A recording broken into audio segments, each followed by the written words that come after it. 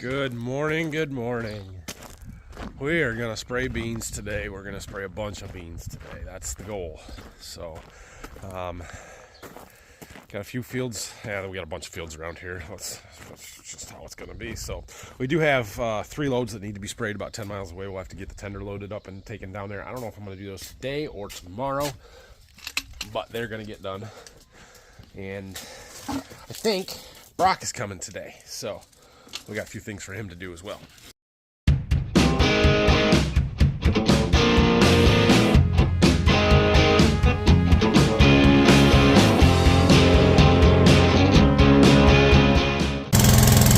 Just about loaded up here. Same mix we sprayed yesterday. We got our insecticide, our fungicide, and our source. So once we get it full of water here, we'll go spray this one out. We've got 90-ish acres, 2 fields. We're going to be a little full. We had like 40 gallons left in there, so we're going to go right up to 1250 instead of 1200 gallons. So we won't get quite all of it, but we'll get more than 80 acres sprayed. Spraying can be fun, especially when we get some of these bigger fields where we can just open it up and go. I mean, we're running 16 miles an hour here, putting 15 gallons on, so we got 53 pounds of pressure. Let's see, doing 222 acres per hour.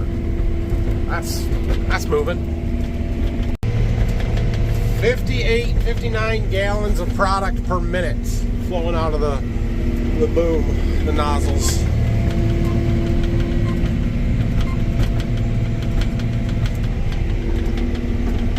These beans look pretty good. These are our 2.2s. This will probably be one of the very first fields we harvest. Maybe this stuff behind the farm will be a little bit ahead of this, but these will be right there because putting wheat here this fall. Chased out a little buck. Oh, where'd he go? He dove into the corn. He's running along the corn over there. Well, we're empty with about 8 acres left in this field, so that's good enough for a test trip if we decide we need one. I do have 2 more fields down the road this direction to spray if I happen to be coming by here with 100 gallons in the tank at some point. Maybe we'll come in and finish it, but we'll call it good enough for now. It's time for the real pain in the rear load, one with all of our foliars and boxes and stuff. So we have this pallet of boxes and jugs and that pallet, and then I need 40 gallons out of there. So the other day we did part of this. I bought enough of this stuff for 100 acres. We did a 20-acre load the other day. Now we're going to do the 80-acre load. So we got to get all this stuff dumped in while we're filling the sprayer, and that's going to be a little challenging. So I'm gonna dump a bunch into that mix tank that can suck in real fast. We're gonna make sure we get all the jugs opened up and everything, trying to get ready to go. So I just shut the sprayer down because it's gonna take a little while. My goodness, it's a lot of stuff. All right, I think we're ready to go. I got that tank full, so we'll start up. We gotta start the sprayer up to be able to load it. We'll start up our pump, we'll suck that in, we'll dump these jugs in, we'll dump those jugs in. We need 40 gallons out of there, so 5 at a time. What's that, 8? 40, 5, 8. No, that math. Yes, that's right. 8 of those. We got our insecticide jugs over there and our Miravis, and I got our source measured out. Let's do it. Oh man, we made it. Barely. Had to pump idle and loading and just trying to get stuff in as fast as we can, and now we got a mess to clean up. But we got it all in there. We're a little over full, but that's okay. All right, well, we are ready to spray. This is our push it field where we're, full season beans, foliars. This is our 3rd shot of foliars on here. Got the R3 fungicide in. We may make one more pass over these, although I don't really have any more foliar passes planned, but we may put some more insecticide in late season for stink bugs and stuff. We'll just see what they look like. But we're gonna do like 50-ish, 50 to 60 acres in this field, and then we're doing another one up the road where we're spraying it out, and then we'll come back into this field without the foliar stuff and just the fungicide, insecticide, and source, and do the perimeter and the stuff that we're not putting in this trial, so that we have our good comparisons. So let's go. And I picked up a couple of riders. Say hi. Hi. Okay, we got that one done. There was a lot in that load. So we're going to load up and do at least 2 more today, if not more than that. But my sales rep for the seed company is down at the seed warehouse there. He had a sign for me that I needed, and he wants to go up and see the rain. He has not seen that yet, and offered lunch, so I'm probably going to take him up on that. Even though I should just keep spraying. We'll take our time. We'll get there. It'll get done. Not a big deal. So if we can get 2 more loads done today, finish the field that we just did, and another one, and then have a big day tomorrow, do those 3 loads that are far away and a couple more around here. Yeah, we'll be in good shape. They're not all ready to be sprayed just yet, but all the earlier planted ones are, so that's what I'm trying to get done. They're calling for rain like every day next week. Now I am smart enough to know that's not going to happen, but we'll see. Up here checking on the rain machine. We're in the middle of a turn doing some end rows. Our drops are still here and they're not broken. That's good. This one here has been turned sideways. It's a little loose. We'll have to fix that. But here's a good example of watching. See how that drop kind of rides up when it goes across the corn here, making its turn.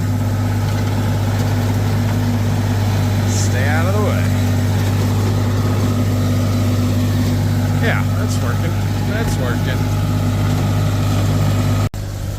Okay, so it's on. Now we're running right on these end rows here. This is the first time I've been here when it's done this pass along the ends. Most of the time it's in the middle of the dang night, so I haven't been able to watch it, but yeah, working like it's supposed to.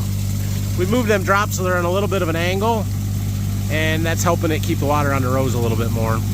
Now it's always gonna, especially on the end rows, you're gonna have more ruts and stuff where the water's gonna splash around a little more, but it's doing what it's supposed to do. I think it's awesome. Let's see how close it gets. Water right to the end of the row? I think it will.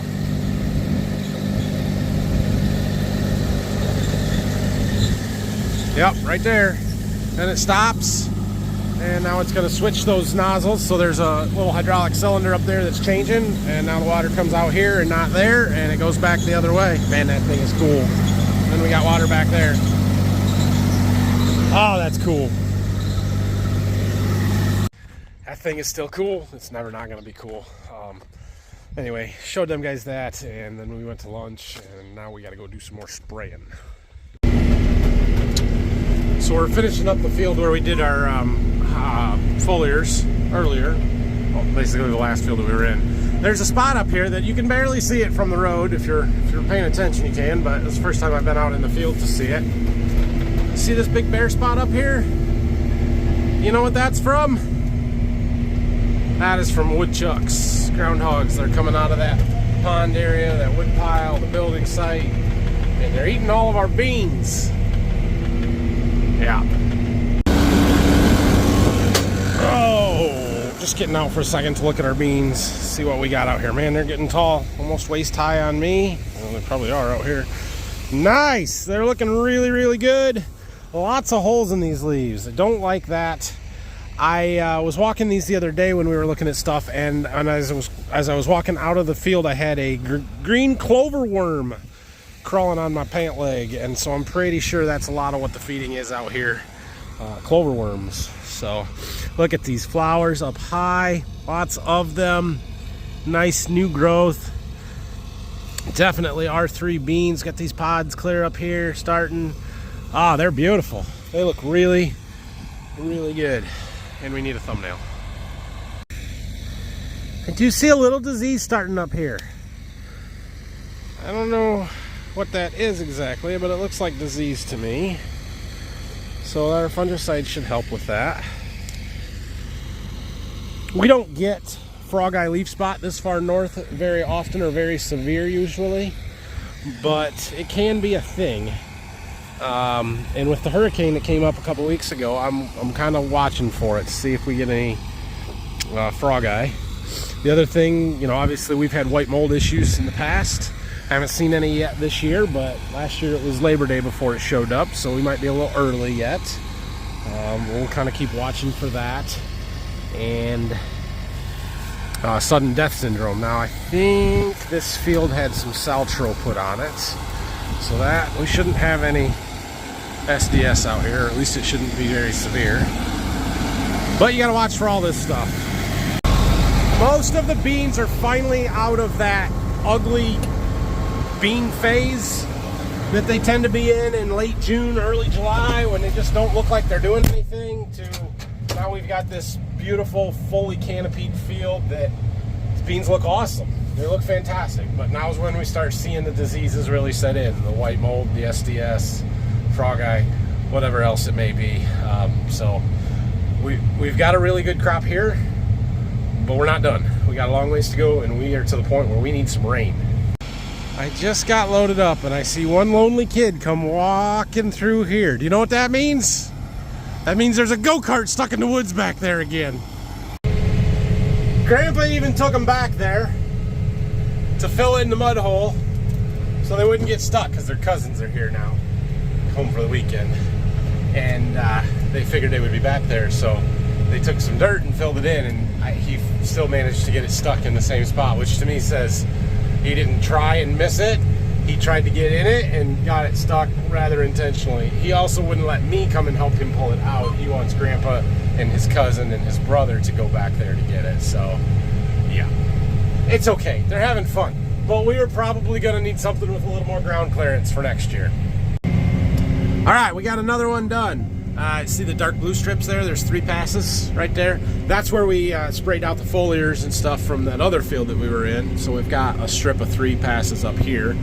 We just finished the field around it with the fungicide and insecticide and source. And we've still got 650 gallons or so in the tank. So we're gonna go spray this out in another field. So some of these fields we haven't been on in a while, and there's no tracks to follow. The tracks from the post-emerge herbicide application that would have been done in mid-June have pretty well closed in. If you look real hard, you can see just a little bit way up there in front of us, but it also must have been sort of wet when Dad was out here spraying this, either the pre-emerge or the post-emerge, because it is rough, especially on some of the ends where you're turning. There's some ruts out there from the sprayer, and well, they're not real fun to bounce across. I decided to mix up another one. This will probably be the last load of the day. It's after 4 already. But this gets me a big group of fields done, so yeah, it's a good thing to do. There's 78 in this field. We might have just a little bit left, and this is the one that I had to drive past the field that we ran out in earlier with 8 acres to go. So if we got a little bit left when we get done here, we'll pull in there and spray it out. Oh man. Well, we had a pretty good day here. Just looked, said we did 410 today, which is not a huge day, but that's not a bad day either. So we're a little over half done with the beans, I think. So we'll get a bunch more done tomorrow. And like I said, not all of them are even ready yet. So some of them can wait until next week, which is good. We do need to get our tender trailer loaded up though. So I'm gonna get that pulled around here. We'll get water and chemicals on there for 2 batches. And then it'll be ready to get down to where we're going to spray tomorrow. We'll take 1 load on the sprayer and fill up once we get there then. All right, we got 1,300 gallons in both tanks. Should be plenty of water. I got the fungicide over there and the insecticide. I need to grab another box of source. I'm not going to have enough of that to do all of the beans anyway, so with the 3 loads down there, we'll probably only spray 2 of them, but that's okay. Look, it's Brock. He does still work here. It's been a while. Uh-huh. The last time Brock was here, he was telling me how he's going to be working so much more and he's going to be around, and he's like, are you okay with that? And then he doesn't show up for 3 straight weeks. So I don't know what the deal is. It's all right. He's been painting posts today. Got a bunch of our posts up north painted yellow, and mowing. We got the mower moving, so that's a good thing to have. Well, we got a lot sprayed, but we didn't get our stone done for my landscaping. Bummer. Place is closed now. I can't even go get any. Oh well. I might run up and get the nurse tank from the irrigation field. We're done with that, so I can bring it home. It is empty. And just check on stuff up there. Everything's fine.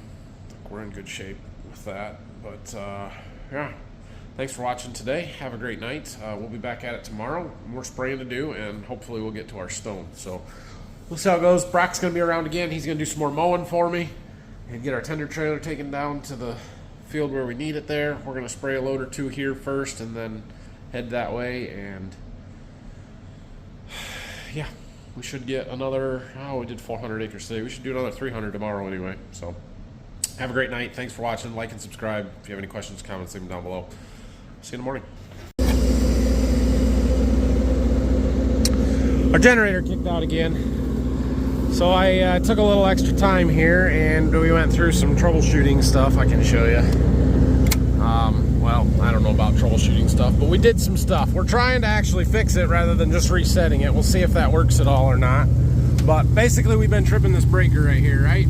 And I still don't know what that breaker does. I should probably start going through the wiring schematics and stuff and looking at it a little bit closer. But essentially when that breaker is dead, the engine doesn't run, it shuts it down. I can't restart it, can't do anything, it doesn't have any power until they reflip it, and then everything starts right back up normally. Now, some of you guys had noticed that there's no wire coming out of the breaker next to it. These two over here don't have wires coming out of it. So I thought, well, I'll just use one of those and we'll flip or swap them. But there's no real amp ratings written on these or anything, and so I wasn't sure. Like this one here, it says S261B6. This one says S261C2. I'm like, well, what's the difference? Because I was just going to swap the wires on those two since they're close enough. Well, a quick Google search tells me that that 6 is a 6 amp breaker. The 2 is a 2 amp breaker. So I'm like, well, that's not going to work. So I thought, well, over here, this one, we got another C2, and then we got a B10, which I assume is a 10 amp breaker. So I thought, well, I'll just swap one of these other 6s with this first one and we'll see if the problem moves. So I swapped this breaker and this breaker, and in the process of taking them apart, I realized that there is a little copper bar between these two bottom poles. So I'm assuming the input comes in on the bottom, and then they're splitting a single input into two different breakers, a 6 amp and a 2 amp, and the wires coming out go different places. I assume. I don't know that, but that's what I'm thinking happens there. So we'll see. If it's a weak breaker, then this one here should start tripping now and we just buy a new one. If it's this one, it's likely in the wiring somewhere down there. So yeah, we'll see. But it's weird to me that it runs for sometimes a day and a half to 2 days, sometimes 12 hours. Rarely, no, it hasn't been less than 10 or 12 hours that it's tripped out. So I'm not sure there, but anyway, we'll see what happens now, if it stays in the same spot or if it moves. Also, while we're up here, just a couple other little updates. Look, our poles are yellow. Brock painted today. We still got to get 2 of them set and then painted, but those look nice. Good bright yellow. He did the ones out there too. You can kind of see them way down there. So we need to do a little dirt work and grading stuff off eventually, but it's getting better. Also, we had a guy out here from the power company this morning. He set a post. Now, he was gonna put this post like way out here. It was a good thing that the generator tripped out when it did, because then I came up here and he was here, and I'm like, well, why is it clear over here? And he's like, well, I don't want it to be in the way of the generator. Well, the generator won't be there, man. Like, we're gonna have the generator there if we have power, right? It's a common sense thing that I don't know, but I was here, and so I said, well, can we put it over closer to the power or to the property line and keep it out of, where we're driving through here? Clearly we've been driving through here, and we're gonna have the fertilizer still and need to be able to get in and out of here and stuff. So the closer we keep it out of the way, the better. And so he said, yeah, as long as we're 15 feet off the property line. Okay, deal. So he put it there. That's still probably at least 20 feet, because the property line is, well, there's a white post out there by the road. It's got to be somewhere out in here, about where that pole is. And why they can't use that pole, I'm not real sure. It's probably old and been there forever. The wires to that barn, there's no meter in there. That's disconnected, and it's single phase anyway. And there's 3-phase over there, so they're going to set a new pole, run the 3-phase over to right there.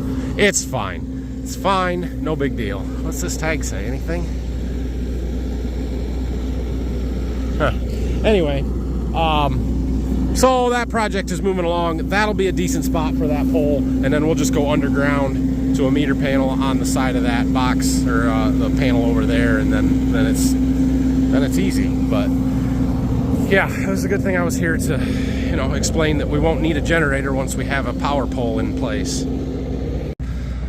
I'm gonna pull this fertilizer tender home because we don't need it up here anymore. So, all right, I'm done again. Good night.